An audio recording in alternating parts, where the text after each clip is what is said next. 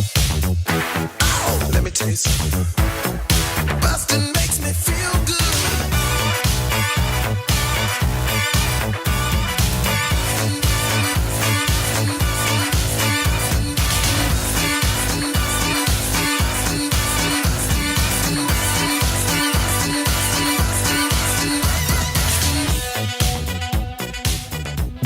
Now we're going. Am I on? Yeah, you are. Oh boy, this is very exciting. Is this high tech for you? This is it's just a different kind of tech. Yeah, okay. We'll I usually use. By the way, this is welcome to Blockbusting. I'm Jay Light. This is the podcast where we love to hate the movies. My guest today, Murray Valeriano. Valeriano. Valeriano. That's fine. Close. We've only known each other a few months. It's fine. That's true. I got but we're recording at your place. Yes. This is a change of pace for me. All right. This is the Valeriano Road Stories Mar Vista Studios, I like to call it. Murray Valeriano with his sweet. You got a board. You got. You can monitor the recording live. Yeah. This is very, very high tech. It was high tech when I started podcasting 11 years ago, and now it's kind of low tech. So I have to re-up my studio and Yeah. Get a cleaner keyboard. Yeah, I know it's really dusty, right? Oh, I was talking about this. Oh, that one's gnarly. Yeah. I got to get that and the mouse. Anything else you want to poke fun at in my studio at all? I'm good. You gotta cover it? Well, let's just poke fun at this movie. Okay. That you chose to hate, which is Dan in Real Life. Yeah, probably kind of a random movie, maybe for your show. It's definitely it falls in the lane of like movies that I forgot about until somebody brought them up again. And it's a weird one. I remember it coming out, and I remember being, Steve Carell was very hot at the time. Steve Carell's still hot. Yeah, but this was like this was in the height of Carell-mania. Carell-mania for sure. And I'm trying to hold on. I should have pulled up the actual time beforehand. Dan in Real Life. Yeah, I took some notes, but I forgot to take the year. Yeah, 2007. So this is in the thick of The Office. He's I think just about to start doing it. What was the one? Little Miss Sunshine. He'd just come off of being critically acclaimed for that. Sure. That was a great movie. And he's about to embark on his wild film career. And this movie comes out. And I remember seeing trailers for it and posters. And I remember Dane Cook being in it. And by the way, we're in the height of Dane Cookism also. Yeah, this is kind of this is the waning. Right. This is when they're trying to change Dane Cook from being an the asshole? Wacky, good luck Chuck, employee of the month era Dane Cook, and now we're like Mr. What was that one movie that he was in with Kevin Costner, I think? Oh, where he was a photographer and somebody's a serial killer. Oh, that I don't know. Man, I remember people saying that Dane Cook actually had a good performance in that movie. I'm gonna look it up. Well, it's funny you mentioned Dane Cook because when I remember going to see this in the movies, and I was excited to see it because I love Steve Carell, and I had just 2007, so I'd probably worked with Steve Carell 2 years before. Oh yeah, the year before, yeah. And so I was on what? I had this. I created this show. Well, it was a special for Comedy Central called the Laughs for Life Telethon. Okay, and it was a fake telethon that aired over the Thanksgiving weekend. Got it. And he hosted it, and me and my buddy Jay came up with it. So I don't want to take all credit for it. And then his production company took all the credit for it. So Carell hosted that. So I never watched The Daily Show. Really? Yeah, I never watched The Daily Show. So I wasn't familiar with Carell or even Colbert at that time. And Colbert hosted the next year. So when I heard Carell, I was like, I don't really want to know. But then when I was like, oh, this guy's he's amazing. This guy's amazing. He should. I'm so surprised he never won an Emmy for The Office. And now, I've seen some of his classic Daily Show and Dana Carvey show segments. Like, the waiters who get nauseated by food is great. The Even Steven sketch where him and Stephen Colbert go out to a bar and Steve Carell just gets shit-faced drunk for like a news segment. Right. Wait, you just mentioned something else. I didn't like him in The Office, though. You didn't like him in The Office? Well, this is going to sound snooty, and I hate people who say this, but I really love The British Office. Oh, I can't stand Ricky Gervais. But I know I'm all over the map here. Bear with me. But I felt like Gervais. I felt like what's his name? Scott. Michael Scott. Michael Scott. I felt like he was a little more mean than Gervais, and Gervais was a little more like heartbreaking. If that's not to see, I not don't to know. put too fun, I think there are moments where he goes deeper than that. Like the first season of The Office, it's definitely too much of a straight up rip. Yeah. From I think British that's where Office. I kind of just turned it off and never went back. You should have gone back. Yeah. It really does. It becomes heartbreaking. Okay. Especially once you get like season 2, there's some all-time classic Michael Scott, Steve Carell episodes in there.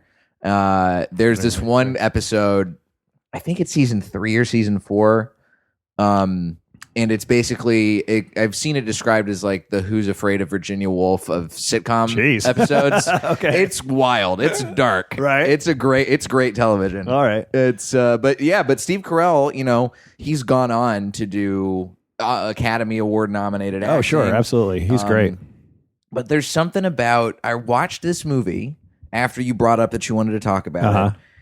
And I have a feeling I know what you don't like about it, because I feel like we might be in the same boat. But I want to hear from your mouth. You brought it up. I know. You love Steve Carell. I do love Steve, and he's even great in this. Mm-hmm. He's even great in this. Yeah. And I have to apologize. I tried to watch it, but I couldn't find it. So I've only been watching clips of YouTube to remind myself how much I hate it. I did a little, what do we call, illegal pirating. Oh. If the FCC ever listens to this podcast, I am fucked. I know, right? Where do you illegal pirate a movie these days? Oh, I use just the internet, torrents. Okay. There's a few places you can download things from. Okay. But that's the thing. I use hopefully I'll get a sponsorship from these people, but I use a VPN. I'm not going to say which one until they sponsor me. Right, of course. But I use a VPN to protect my internet traffic so nobody can tell where I'm allegedly downloading things from. Oh, interesting. Yeah. All right. Every time I try to download something on the internet, I just get infected with viruses and just pictures of penises come up. So that's the thing. You got to stop going to penistransfer.com. You got to go. I didn't know any other one. I looked for vagina transfer. It doesn't exist. So you watch clips of Dan in real life. And yes. And you saw the movie in theaters. Yeah. And so, yes, 2007 is when I saw it. So how did it feel seeing it? Seeing it at the time? Yeah. Oh, well, first of all, I know we'd said it's on the waning of Dane Cook, and I remember the opening credits came in, and it was like Steve Carell, Juliette Binoche, Dane Cook, and literally everybody in the audience went boo when this credit came up. Yeah, oh my God. And that to me was the highlight of this whole movie. I wish I could have been in there for that. Yeah, no, it was great. It was great. And I feel like if I had seen it, then people would still be, because we're obviously of different time periods, and time frames. A lot of people my age probably still would have been like, "Yeah, Dane Cook." Right. Woo! But no, the people in the audience are not into digging Dane Cook at that point. So I saw it in Hollywood too. So it was like there's probably a bunch of people in the industry who are sick of him by that point. They hate him by then. I would imagine. Yeah. Which, by the way, when I first saw him, amazing comedian.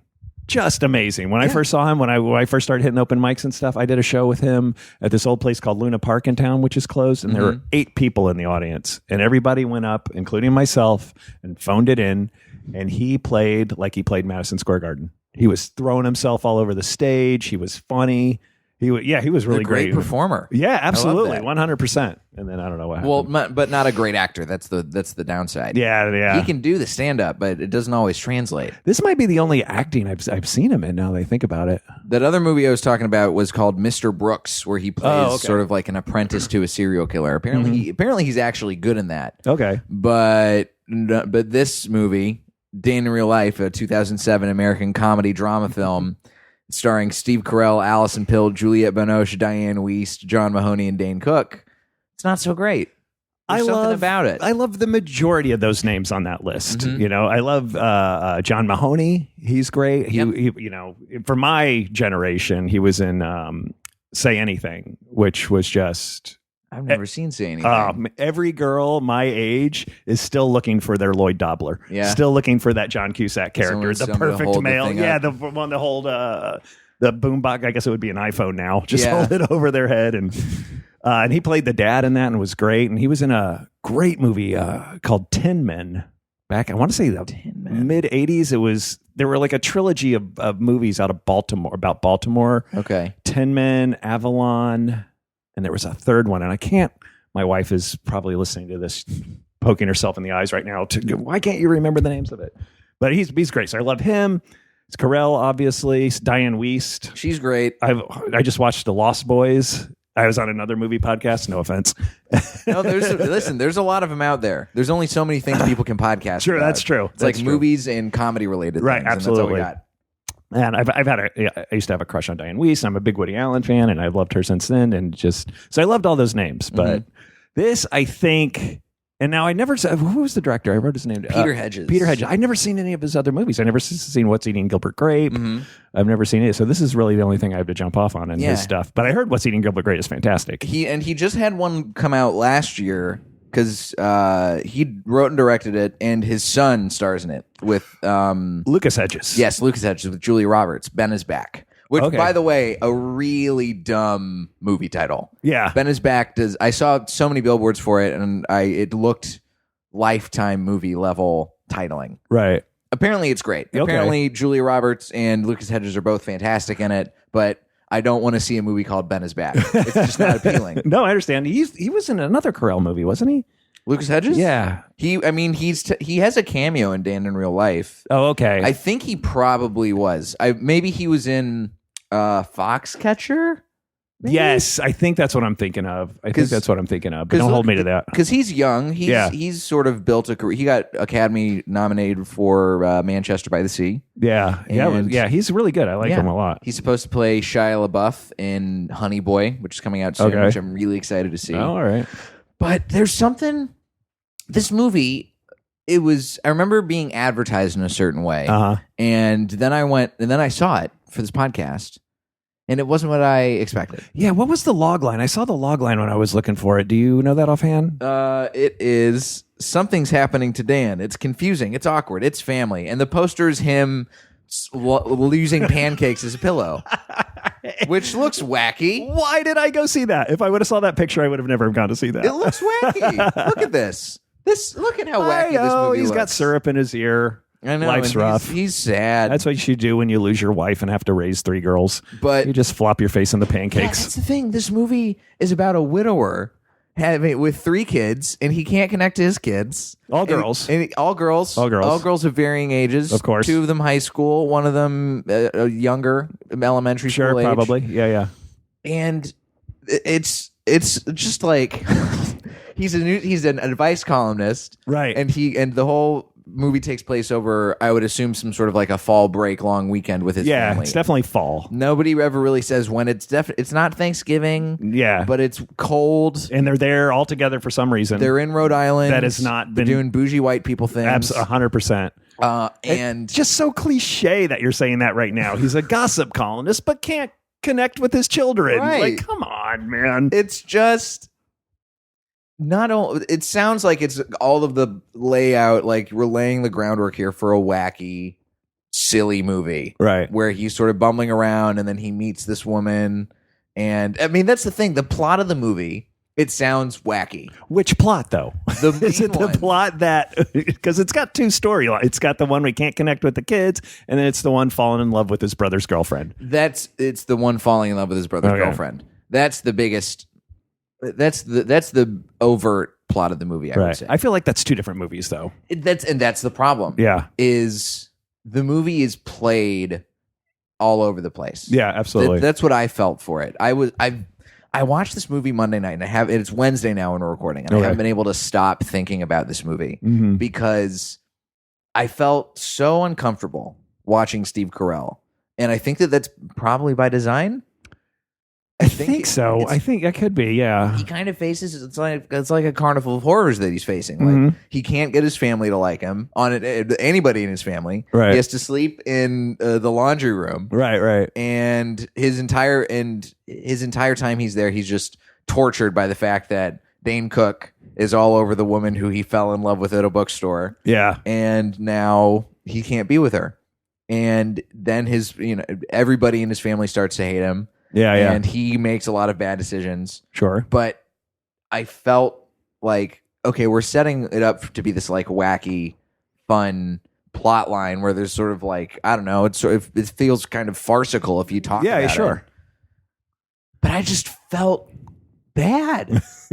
I was not ready for this movie. The tone is completely all over the place. So you're gonna hit that roller coaster of wackiness, and then what? why is this the movie that you felt like it came to mind immediately? And then when we set it up, you're like, yes, you got so many exclamation points talking about you hating this movie. Why do you hate this movie? I hate this movie, and here's the thing: I've hated movies since then, and this is going to sound, I don't know, this might sound lame, but I don't go to the movies anymore because between the Writers Guild and SAG, and my wife is in the Academy, we get all the movies, all the screeners. Right. So I just watch everything at the end of the year. So I've hated movies since then, but I've turned them off. Yeah. This is probably one of the last movies I've had to sit through in the theater going, rah, rah, rah. So I've hated more since then. So I think that's maybe why I'm focused on Dan in real life. And I think I was hugely disappointed. Yeah. Because I was a huge Steve Carell fan. He's a writer. I'm a writer. Like, right. I think I was just massively disappointed. And I think I know why. I hated it so much because it was just so they tried, and I think I know why. And Peter Hedges co-wrote it with another guy I'm not familiar with, and Pierce Gardner. And I looked him up, and I didn't recognize it. He only has like 2 other movies he has written, and I'm not familiar with either of them. But I feel like the whole movie, like everything is so perfect.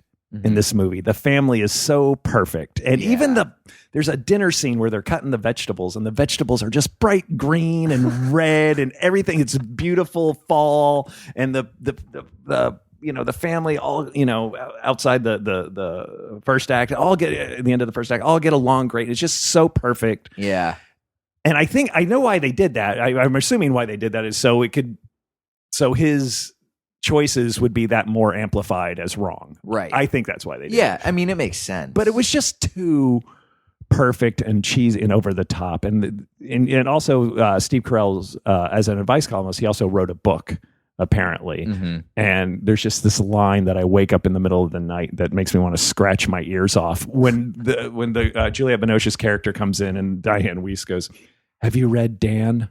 And it's just, right now I'm just like throwing, it's so, I just hate it so much. It's just too much. It's too perfect. Much. They had a family talent night and oh my God. And it's just, and they're all doing exercises in the morning. They're doing calisthenics as a family. It's so horrible. It's so bad. It's too tonally all over the place. Yeah, absolutely. I think I would have appreciated this movie if it had picked a lane. Yeah, sure. But it's trying to be this. It's almost like an insane tragedy to watch Steve Carell lose all of this, and have to deal with it. And then you have but it's paired with these wacky set pieces, and there's a point where Dane Cook and then the other brother, who apparently is a Broadway guy, who's apparently like a big time Broadway star. He dated a friend of mine, Norbert Leo Butz. I think. Wait, is that the guy I'm thinking of? Can you bring him up? I might be confusing him. Yeah, I think so. He's a big Broadway guy now. He was always a Broadway. He was a Broadway guy before he was in this. Oh, really? He was in. I might be confusing. 2-time winner of Tony Award for Best Actor in a Musical. Oh, wow. What's his movie credits? Was he in The Usual Suspects? Was he in The Usual Suspects? Like a small part in The Usual Suspects? Doesn't look like it. All right, then I got him confused with somebody else. But he was in, he won Dirty Rotten Scoundrels. He won the best performance by a leading actor. He won it for Catch Me If You Can, the musical. Best leading actor. My wife did the costumes for the movie on that. Catch Me If You Can is a great movie. Yeah, it's a great movie. I love that movie. Oh, I got him confused with somebody else. What's his name? Norbert Leo Butz. That's a good name. It's a good name. It's a good acting name. But they have that scene where they're singing the song about like this about the pig face girl, right? Who turns out to be Emily Blunt, right? And who didn't like, see that coming? Oh, she's hot now. Right. What? I know. That was the other thing. Like, who didn't see that coming? Mm-hmm. Of course, she's going to be hot now. Of course. What else? What good is this movie going to be if she's not hot now? Right. And here, all right, this is going to sound really bad, but I felt really bad. And I apologize. And if anybody's a fan, I apologize. Or if you're watching Allison Pill, they're singing something Pigface. Yep. And they're calling this girl Pigface is what they used to call her. And they're singing, making up this song about her, calling her Pigface. Right. And the whole time Allison Pill is there. And I'm thinking, oh, she's kind of got a pig face. Oh, I felt a little bad for Allison. Oh, poor Allison Pill, the young awkward Allison Pill. Yeah. Before she grew up and was in, what was it? Did you ever see Scott Pilgrim versus the World? No, that's a. I could see it not being your kind of movie, Sure. but it is a very good movie. I hear it's really good. I remember her in Milk. Oh yeah, she is in Milk, isn't she? But she's but that's the thing. This movie, it's so uncomfortable in a way that the parts that are supposed to come off as funny and cute don't really land. Mm-hmm. All the stuff that it's just too muddled. Yeah. And I think also you have the problem of Dane Cook not being able to be on the same acting level as Steve Carell and Juliette Binoche. Sure. And Diane Wiest. But they did, I mean, I can see how they would cast him in that because they casted him as just, a jock womanizer, basically. Right. And, I mean, you can kind of see that in his stand-up, but then you had to, unfortunately, he didn't read through the whole script and realize there's going to be some emotional levels he's going to have to hit that he didn't really hit. That's the biggest, I mean, I can't imagine why Dane Cook wouldn't have done like just a base amount of work to get on a little bit deeper emotionally. Because there's the scene, the family talent show scene, when he and Steve Carell sing their song together, right? And Dane Cook still being kind of like up and being like, but this was so silly. But it's so clear that there's like a deep emotional, like, oh, Steve Carell's real sad here. Yeah, yeah. So you can't just completely gloss over that. Nobody else in the family is glossing over the fact that Steve Carell or that Dan. I'm going to stop calling him Steve Yeah, okay, Carell. it's fine. Dan. He's Dan. He's Dan. He's Dan for this. But the fact that Dan is so clearly emotionally traumatized by something. Right. And to the point where that scene at the dinner table when he just is like, oh yeah, he fucked everybody. Right. You can't do that. And then everybody's super uncomfortable. Everybody leaves, and Diane Wiest is being super mommy, and she's like, no, you have to wash the dishes by yourself. Punish like a child. Right. So after a scene like that, I don't buy that Dane Cook as a character is totally over it and glossing over everything. Sure. It just doesn't. There's something. It just didn't click. Right. No, I understand. Well, getting back to that, and this is the other problem I had with the movie, is getting back to that talent show scene where they're singing "Let My Love Open the Door" by Pete Townsend. Mm-hmm. It's supposed to be Dane Cook's character, and I don't remember his name, is supposed to be singing it to Juliette Binoche's character. Yes. And Mitch, and what's her name? Her name, Anne Marie. Mitch. All right, so Mitch is singing it to Anne Marie, and he's supposed to be going out on a limb, and he's out of his comfort zone. Right. And then Carell kind of takes over and starts singing it, and you're right, and he's obviously, pining over something and broken over something. Let it sit there. Let it live. Yeah. But instead, you got to do the cutaway to the sister. By the way, the sister and brother do not need to be in this movie. No. The sister just goes, he hasn't played guitar since his wife died. Like, come on, man. Why didn't you just let it live? Right. Why didn't you let us figure it out? With the emotion and the just that scene, we didn't have to fucking hit it over the head again. This movie, it hits you over the head a lot. Yeah. And doesn't need it. No, exactly. Have faith in your words and your characters, and let them have faith in the actors. Let them tell us without telling us. Yeah. There's a lot of slapstick in this movie too, which I don't really. Yeah. Again, it's tonally weird. Yeah. Like that scene when Dan. Sorry, I don't want to besmirch the good name of Steve Carell. Absolutely. When Dan is in the shower. I hate that scene so much. And then he climbs to escape it. It's so bad. Right. First of all, the scene is horrible. And then he climbs out the window and falls off the roof. And everything's totally okay after that. Yeah. There's no problem. Dan is not injured. Yeah, no. Nobody knew what was going on. Nobody saw him walking in the house soaking wet to change his clothes. Right. And nobody heard him fall off the roof either. Right. Diane heard something, or Diane Wiest's character heard something, but she just went back to put it out the perfect lettuce. Right. Of course. Yeah. If there's anything wrong with this family, the family that does crosswords competitively against each other, by the way, Jesus Christ.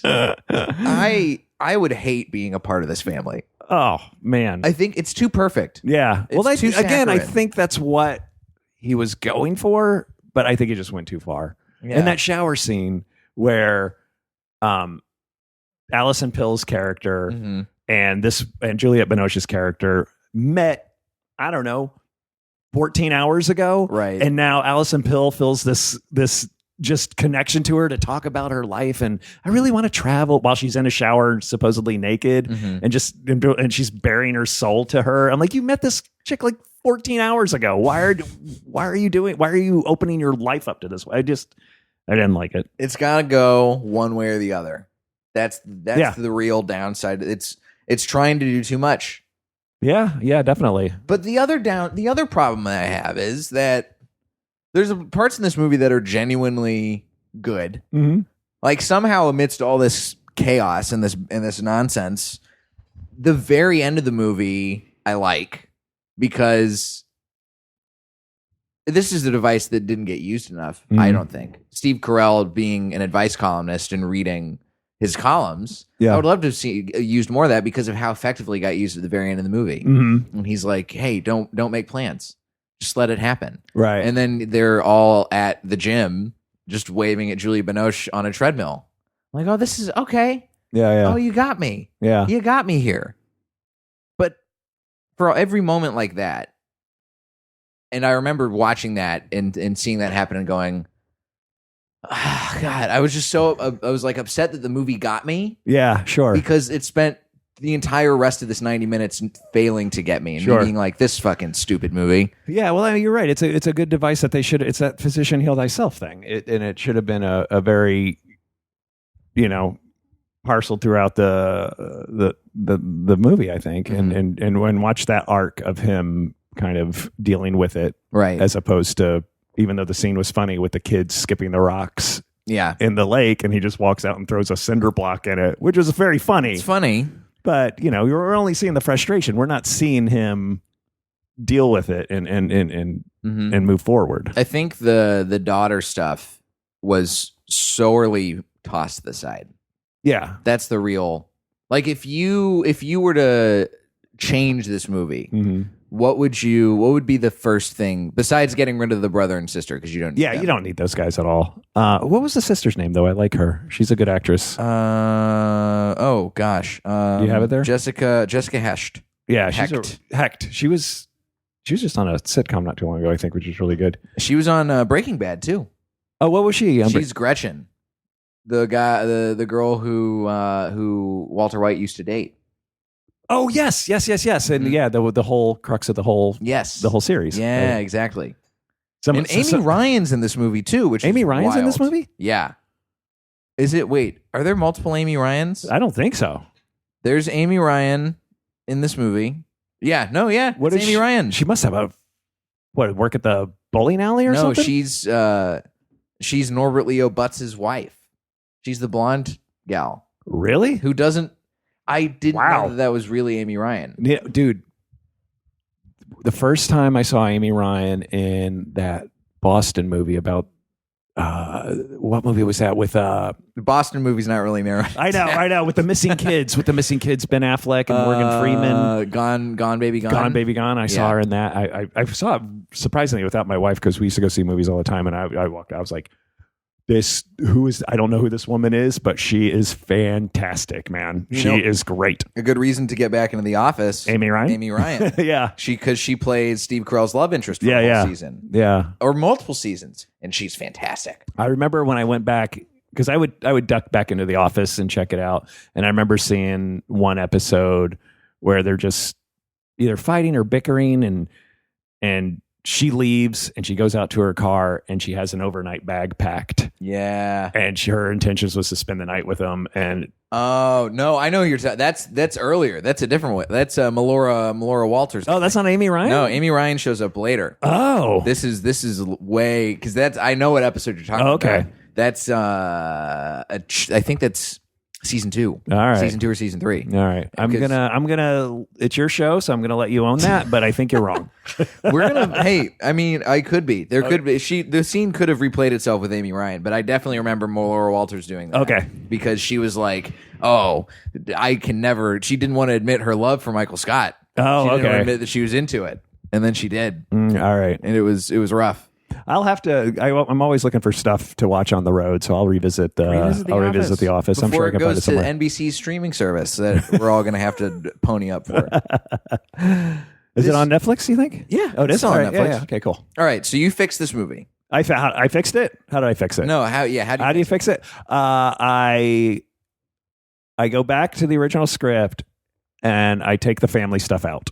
I take the daughter stuff out. I figure out a tone. Mm-hmm. And I would just go romantic comedy on this. Okay. I take the perfection of the family down a notch. I like that. It's too perfect. I take your advice and coincidentally use the advice column more as a device. Mm-hmm. I recast Dane Cook. Who do you cast Dane Cook at? Who do you recast him with? Oh, well, all right. Well, if there's somebody who's like, I have to go back to 2007, or can I just cast him from today? Cast him from today. Oh, this is the reboot of Dan in Real Life. Oh man, who would I recast as today? Now I have to think of what I'm watching.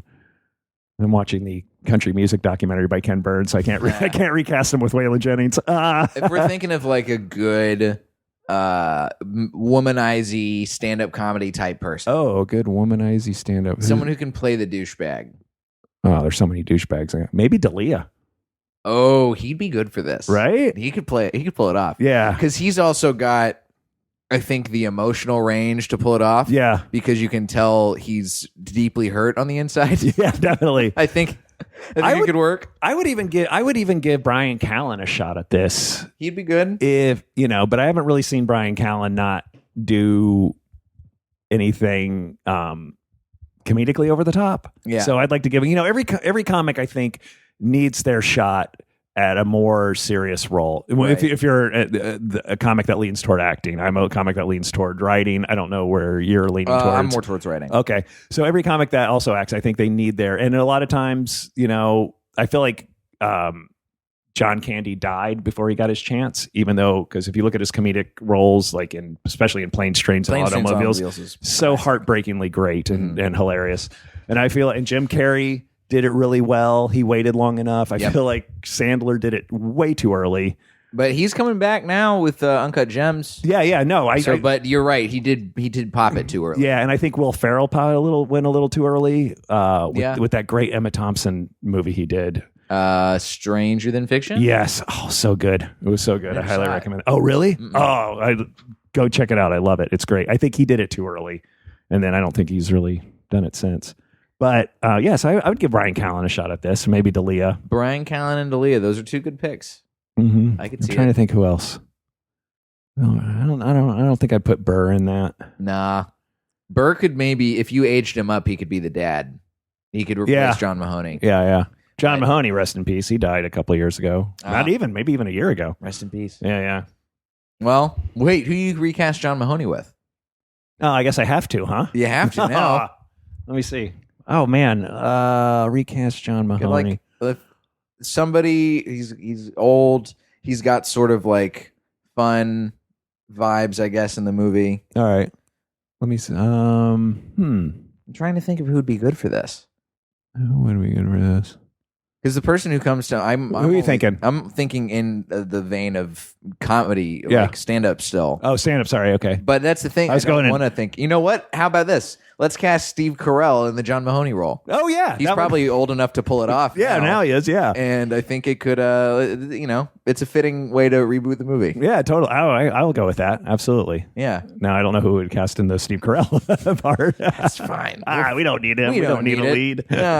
We listen. This movie's all over the place. Let's try a movie without a lead. Dan in Real Life, but there's no Dan. Right. Very existential. Yeah, very. I like that. Smoke weed before you watch it. Yeah, I can't wait to see your rebooted version of this movie, Murray. It's gonna be fun. Thanks. I'm looking for funding right now. I don't know if anybody is out there wanting to lose their money. Well, if nobody wants to wait around until you make this movie, whenever Kickstarter Indiegogo campaign goes through, what do you recommend people watch instead? If they're looking for something that's a little bit, whatever lane they want out of this movie, whether they want it to be a romantic comedy or whether they want a good romantic just movie. Romantic comedies used to be my favorite genre of film. And then, I don't know, it just got so cliche and the same beats were over and over again. And so it's rare to see a romantic comedy that I feel like really grasps me now. Yeah. I used to be my all-time favorite is Forgetting Sarah Marshall. Yeah. Which is great, and it changes enough beats of the genre that I think it works. Man, did I want to hate Russell so bad. Mm-hmm. But God, I love him so much. He's so great. He's a great comic. He's a great actor, and he's fucking way too smart for me, man. Like I have to, every time I watch an interview with him, I have to stop it every 5 minutes and just replay it again. And what is he talking about? Nah, man, I love her. He's great. You know what? I'm going to go back and watch that John Mahoney movie I was talking about earlier. Say Anything with Say Anything. It's a great romantic comedy. It's and I think it breaks it up just enough so it's not the same teen. You know, this is in the 80s and this is my generation, and there were a lot of teen movies at that time. It was, to me, it was the golden age of comedy movies. You know, like 70s was the golden age of the drama. Right. You know, so I think 80s were the golden age of comedy, and definitely the golden age of teen comedies. Although some people would argue that 90s were, but this breaks that Pretty in Pink and all that. That breaks that Breakfast Club, all those John Hughes movies. This kind of breaks that. Even though this was a John Hughes movie, it breaks that John Hughes mold. Oh. Enough, I gotta check it out then. I can't believe I still haven't watched it. Yeah, I'm pretty sure it's a John Hughes movie. I think it is. Yeah. I have my fair share of cinematic blind spots, but I'm pretty sure that was John Hughes. Oh yeah, mine too. I'm an Italian from New Jersey, and I didn't see The Godfather until like 2001. So I've missed a lot. I've never seen The Deer Hunter. I really want to go back. I've never seen The Deer Hunter either. Yeah. Let's. We should have a screening. We should watch it and then talk about it. We'll find it either by legal or slightly less legal reasons, and we'll make it happen. Well, I'm so glad that we could commiserate in this movie's faults. Yeah. But having said that, Steve Carell has gone on to do such great movies since then. So and he's never had to put his head in pancakes. No, he never has. Thank God. God, that bothers me. That stickiness in the ear. Yeah. Just thinking about it bothers just me. A waste of syrup. And pancakes. Yeah. Although I'm not a pancakes fan. No, really? Yeah. What? I know. Why don't you like pancakes? I know. I say the same thing about pancakes I do about the Red Hot Chili Peppers. They're doing fine without me as a fan. They don't need me as a fan. They're doing fine without me. Are you at least a waffles guy, or are you not a breakfast pastry person at all? You know what? I'm not a breakfast guy, and it's because I went from like school to waiting tables and bartending and bands and stand up that I didn't get up before noon from like 93 to 2004. So I never ate breakfast. See, if I go out to eat late at night with other comics after a show or something, we'll go, if you go to like a Norm's. Oh, sure, of course. Then most of the time I will get a burger and fries. But every once in a while I see the blueberry pancakes on the menu and I'm like, you know what? Yeah. Line me up. Yeah. Short stack me, please. Yeah, no, I get it. There's something about breakfast after a set late at night is definitely comics. It's good. Yeah, I agree with that 100%. Except no pancakes for you. No pancakes. I don't eat a lot of eggs. I don't eat a lot of eggs, but I'll go for the omelet at the 3 a.m. at Norm's after the show. Yeah, that's the spirit. I'm still a comic at heart. Good. Well, Murray, thanks for. I'm glad we could get this one out. Thanks. We could watch Dan in real life. I'm sorry it took so long to put on the books, man. It's but okay. Okay, good. We made it happen. I know. I'm very happy about it. Where can the listeners find your work if they want to follow you and see your other stuff, which they should? Oh, thank you. You can catch me Murray V Comedy on Instagram, at Murray V on Twitter, Murray Valeriano Comedy on the Facebook fan page. And I'm on the road a ton until January. I'll be in. When does this drop? This will be out next week. All right. I'm be at the Jewel Box Theater the 27th in Seattle, I think. Okay. Jewel Box Theater there. I'm going to be opening shows for Cristela Alonso all over, kind of like Arizona area and Texas. You can check that out. Wonderful. I'm headlining enough stuff. I'll be at Go Bananas in Cincinnati, I think, in January. So I'm actually putting my guy just made a tour poster for me, so I'll be putting that up. So you can see it on all my platforms. Sweet. And your podcast. The Road Stories podcast, you can catch at All Things Comedy. It's comics talking about life on the road. Sweet. It's fun like that. You can see Jay Light on that soon. Yeah. We're literally, as soon as we finish recording this, we're going to straight them out. Cool. And you can find me at Diet J on Twitter and Instagram, jlightcomedy.com for show dates. I will be out on the road in the beginning of November, at least, promoting my album release. When's that? It's theoretically the end of October.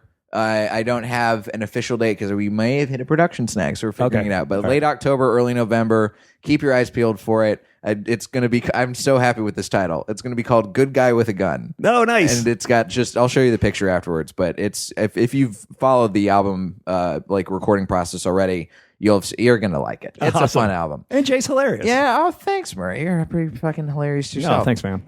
This has been Blockbusting. Go see something good for a change.